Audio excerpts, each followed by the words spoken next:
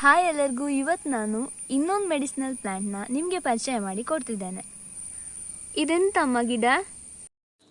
ಇದಕ್ಕೆ ಬೇರೆ ಬೇರೆ ಹೆಸರುಂಟು. ಸೊಗಡೆ ಬೇರು, ನನ್ನಾರಿನ ಬೇರು, ಸುಕೃಮದ ಬೇರು, ನಾಮದ ಬೇರು.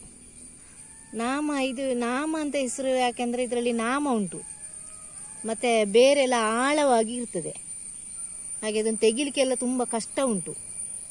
ಹಾಗೆ ಇದನ್ನು ಹೇಗೆ ಕುಡಿಯೋದು ನಾವು? ಇದರ ಬೇರುಂಟಲ್ಲ ತುಂಬ ಆಳ ಉಂಟು. ಅದನ್ನು ತೆಗೆದು ಅದನ್ನು ಕಟ್ ಮಾಡಿ ನೀರಲ್ಲಿ ಹಾಕಿ ಕುದಿಸಿ, ತುಂಬ ಕುದಿಸ್ಬೇಕು. ಅದನ್ನು ಕುದಿಸಿ ಅದನ್ನು ಕುಡಿಬೋದು. ಮತ್ತು ಹಾಲಲ್ಲಿ ಸಹ ಹಾಕಿ ಕುಡಿಲಿಕ್ಕೆ ಆಗ್ತದೆ. ಇದರ ಬೇರು ನಮಗೆ ಉಪಯೋಗಕ್ಕೆ ಬರುವುದು.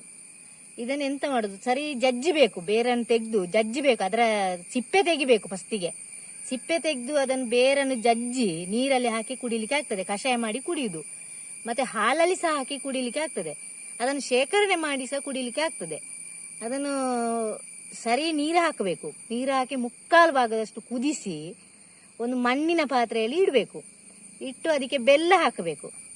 ಬೆಲ್ಲ ಹಾಕಿ ಕುದಿಸಬೇಕು. ಬೆಲ್ಲ ಮತ್ತು ಇದನ್ನು ಕಷಾಯವನ್ನು ಕುದಿಸಿ ಅದರ ಪಾಕ ಮಾಡಿ ನಾವೊಂದು ಇದರಲ್ಲಿ ಬಾಟ್ಲಿಯಲ್ಲೆಲ್ಲ ತುಂಬಿಸಿ ಒಂದು 3 ತಿಂಗಳ ತನಕ ಯೂಸ್ ಮಾಡಲಿಕ್ಕೆ ಆಗ್ತದೆ. ತುಂಬ ಒಳ್ಳೆಯದದು. ಇದು ಎಂತಕ್ಕೆಲ್ಲ ಯೂಸ್ ಉಂಟು? ಇದು ರಕ್ತವನ್ನು ಪರಿಶುದ್ಧ ಮಾಡ್ತದೆ. ಮತ್ತು ರಕ್ತ ಪರಿಶುದ್ಧ ಇಲ್ಲದಿದ್ದರೆ ಈ ಗುಳ್ಳೆ ಮತ್ತು ನಮ್ಮ ರಕ್ತ ಎಲ್ಲ ಹಾಳಾದರೆ ಕ್ಯಾನ್ಸರ್ ರೋಗ ಎಲ್ಲ ಬರ್ತದಲ್ಲ, ಅದಕ್ಕೆಲ್ಲ ಉಪಯೋಗ ಆಗ್ತದೆ. ಇದನ್ನು ಹಾಲಲ್ಲಿ ಹಾಕಿ ಕುಡಿದರೆ ಬಾಡಿಯ ಉಷ್ಣತೆಯನ್ನು ಕಮ್ಮಿ ಮಾಡ್ತದೆ. ಮತ್ತು ಬಾಡಿಯೆಲ್ಲ ಹೀಟ್ ಆಗ್ತದಲ್ಲ, ಅದನ್ನೆಲ್ಲ ಕಡಿಮೆ ಮಾಡ್ತದೆ. ಇದರ ಬೇರು ತುಂಬ ಪರಿಮಳ. ಇದು ಅಗ್ದಾಗಲೇ ಇದು ಗೊತ್ತಾಗ್ತದೆ. ಸಣ್ಣ ಮಕ್ಕಳಿಗೆ ಎಣ್ಣೆ ಹಚ್ಚಿತಾರಲ್ಲ, ಅದಕ್ಕೂ ಇದನ್ನು ಉಪಯೋಗಿಸಲಿಕ್ಕೆ ಆಗ್ತದೆ. ಹಾಗಾಗಿ ಇದನ್ನು ಸಿಕ್ಕಿದಾಗಲೇ ಬೆಳೆಸಿ ಉಪಯೋಗಿಸಿ. ಆಗ ಇದು ನಶಿಸಿ ಹೋಗುವುದಿಲ್ಲ, ನಮಗೆ ಉಪಯೋಗಕ್ಕೆ ಸಹ ಬರ್ತದೆ.